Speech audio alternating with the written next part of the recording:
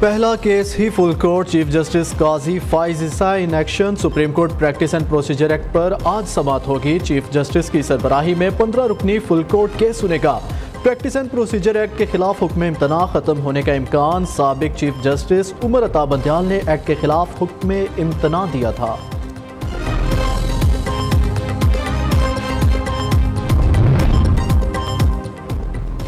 Supreme judicial council میں بھی تبدیلیاں۔ چیف جسٹس قاضی فائز عیسیٰ سپریم جوڈیشل کونسل کے چیئرمین بن گئے۔ دوسری جانب سپریم کورٹ کی تاریخ میں پہلی بار خاتون رجسٹرار تعینات۔ چیف جسٹس قاضی فائز عیسیٰ نے ڈسٹرکٹ اینڈ سیشن جج جسیلہ اسلم کو نئی رجسٹرار مقرر کر دیا۔ میں قاضی فائز عیسیٰ صدق دل سے حلف اٹھاتا ہوں کہ میں پاکستان کے ساتھ سچی حمایت اور وفاداری نبھاؤں گا That as Chief Justice of Pakistan I will discharge my duties and my functions and perform my functions.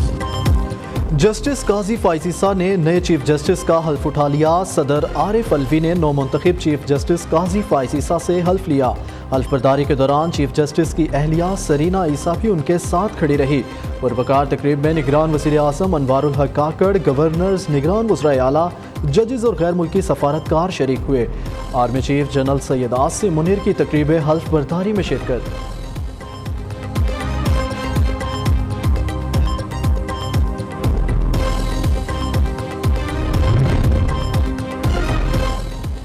Chief justice Qazi Faez عیسیٰ انتہائی دبنگ اور دلیر جج کے طور پر منفرد مقام رکھتے ہیں۔ قاضی فائز عیسیٰ لندن سے اعلیٰ تعلیم یافتہ ہے۔ چیف جسٹس قاضی فائز عیسیٰ کے والد قائد اعظم کے قریبی ساتھی تھے۔ Justice Qazi Faez Isa chief justice Balochistan high court بھی رہ چکے ہیں۔ انہوں نے بطور جج کئی دلیرانہ اور بڑے فیصلے کیے جو عدالتی تاریخ کا سنہرا باب ہیں۔ نئے چیف جسٹس 1 سال 1 ماہ 10 دن تک عدلیہ کے اعلیٰ ترین عہدے پر براجمان رہیں گے۔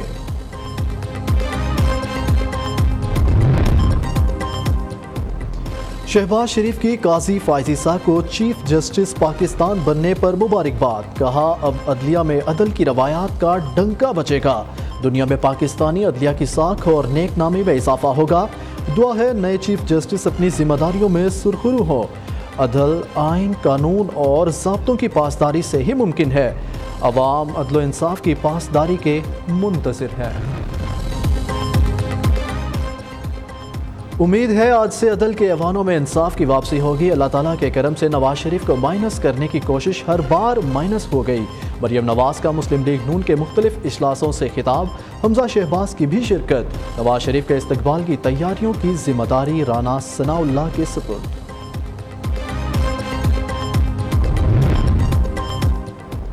سربراہ عوامی مسلم لیگ شیخ رشید نجی ہاؤسنگ سوسائٹی سے گرفتار۔ بھتیجے شیخ راشد شفیق نے تصدیق کر دی۔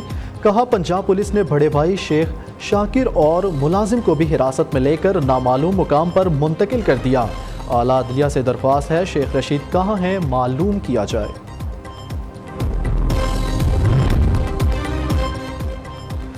قوم سابق حکومت کی غلط پالیسیوں کی سزا بھگت رہی ہے۔ چیئرمین پی ٹی آئی نے بیرونی ایجنڈے کے تحت ملک کو اقتصادی بدحالی کی طرف دھکیلا۔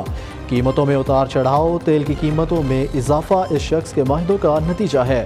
جمعیت علماء اسلام کے سربراہ مولانا فضل الرحمان کہتے ہیں ملک میں امن و امان کی صورتحال اور سیاسی رہنماؤں پر حملے سوالیہ نشان ہے۔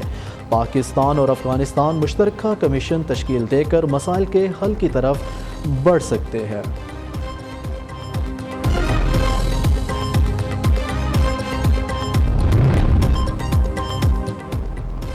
نگران وزیر اعظم 5 روزہ سرکاری دورے پر امریکہ روانہ۔ انوار الحق کاکڑ اقوام متحدہ کی جنرل اسمبلی سے خطاب کریں گے۔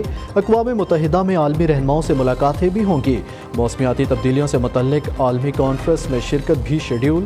نگران وزیر اعظم امریکہ میں بین الاقوامی میڈیا کے نمائندوں سے بات چیت بھی کریں گے۔ نگران وزیر خارجہ جلیل عباس جیلانی نیو یارک پہنچ گئے۔ Jalil Abbas Jilani OIC Kashmir contact group اجلاس میں شریک ہوں گے۔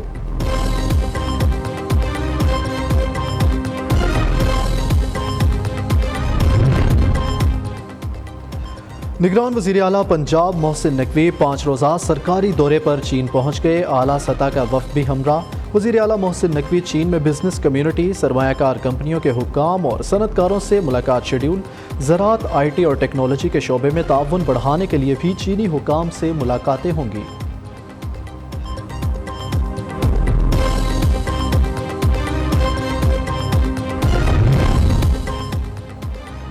لاہور ماسٹر پلان میں کرپشن کا کیس، سابق وزیر اعلیٰ پنجاب چودھری پرویز الہی کے جسمانی ریمانڈ کے استدعا مسترد۔ پرویز الہی کو مقدمے سے ڈسچارج کرتے ہوئے رہائی کا حکم دے دیا۔ جوڈیشل مجسٹریٹ نے محفوظ فیصلہ سنا دیا۔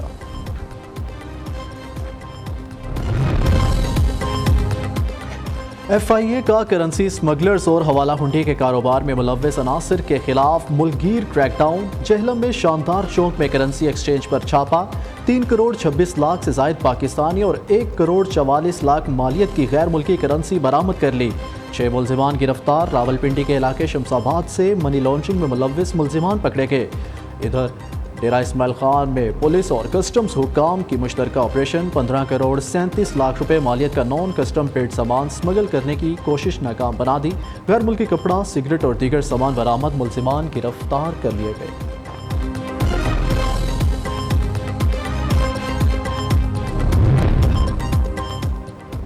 پیٹرولیم مصنوعات کی قیمتوں میں اضافے کے بعد ٹرانسپورٹرز کی بھی منمانیاں۔ لاہور سے دیگر شہروں کے کرایوں میں 10 سے 15% اضافہ۔ کراچی میں انٹرسٹی بس کے کرائے بڑھ گئے۔ پشاور میں انٹرسٹی بین الاضلاعی اور بین الصوبائی ٹرانسپورٹ کے کرایوں میں اضافہ۔ فیصل آباد میں رکشہ ڈرائیورز نے بھی کرایہ بڑھا دیا۔ مسافروں کو پریشانی کا سامنا، ٹرانسپورٹرز اور مسافروں میں بحث و تکرار۔ ٹرین کا سستا سفر بھی مہنگا ہو گیا۔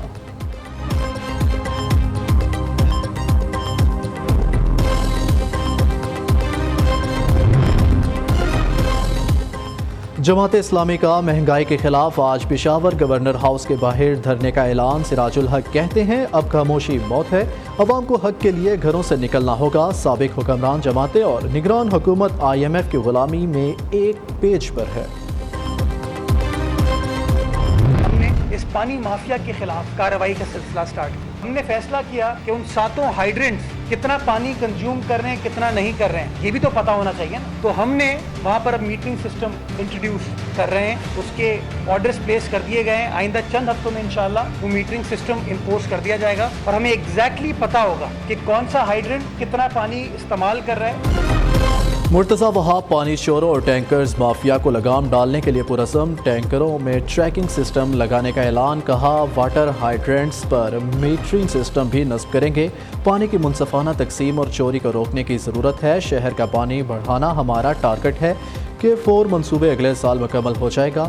وفاق سے مل کر صوبے کے مسائل کو حل کریں گے۔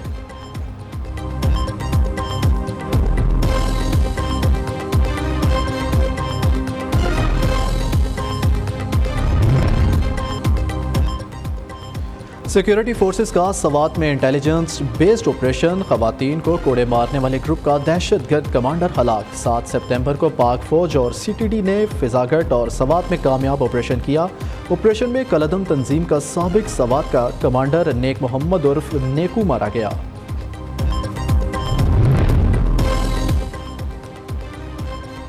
لکی مروت میں قانون نافذ کرنے والے ادارے دہشت گردوں کے نشانے پر، تھانہ گیمبلا کی پولیس موبائل پر نامعلوم افراد کی فائرنگ، حملے میں 2 اہلکار زخمی ہو گئے، طبی امداد کے لیے اسپتال منتقل۔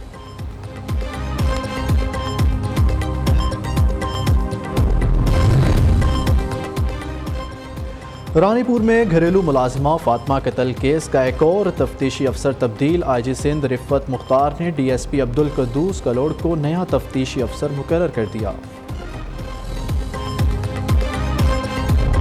بھارت ایشیا کپ کا 8ویں بار چیمپئن بن گیا۔ روہت 11 کا operation clean up, home ground پر سری لنکن ٹیم کا صفایا، 7 گھنٹے کا کھیل صرف 2 گھنٹے میں ختم۔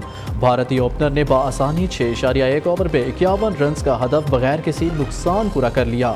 بھارتی بولرز نے سری لنکن بیٹنگ لائن تباہ کر دی۔ پوری ٹیم 15.2 اوورز میں 50 رنز پر بک کر دی۔ ایشیا کپ کی تاریخ کا سب سے کم سکور۔ محمد سراج کی 6 وکٹیں، 1 اوور میں 4 کھلاڑیوں کو پیویلین کی راہ دکھائی۔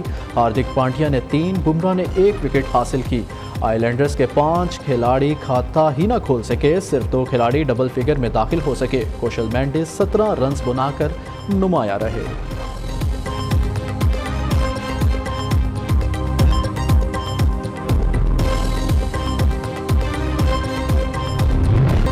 एशिया कप के फाइनल में भारतीय बॉलर मोहम्मद सिराज का राज सिर्फ 21 रन के एवज श्रीलंकन टाइगर्स का शिकार किया। मोहम्मद सिराज ने एक ही ओवर में 4 विकेटें उड़ाकर मैच एकतरफा बना दिया। हार्दिक पांड्या ने 3 और जसप्रीत बुमराह ने 1 खिलाड़ी को आउट किया।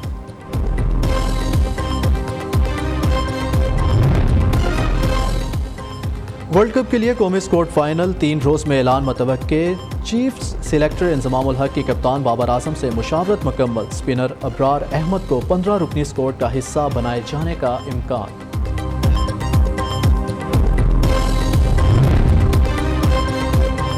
सऊदी अरब और इसराइल ताल्लुकात की बहाली में मसला फ़लस्तीन रुकावट है। अमरीकी वज़ीर ख़ारजा एंटनी ब्लिंकन का कहना है सऊदी इसराइल मुआहदे से मशरिक़ वुस्ता में मज़ीद इस्तेहकाम आएगा। दोनों ममालिक के दरमियान सफारती ताल्लुकात मामूल पर लाने के लिए काम कर रहे हैं।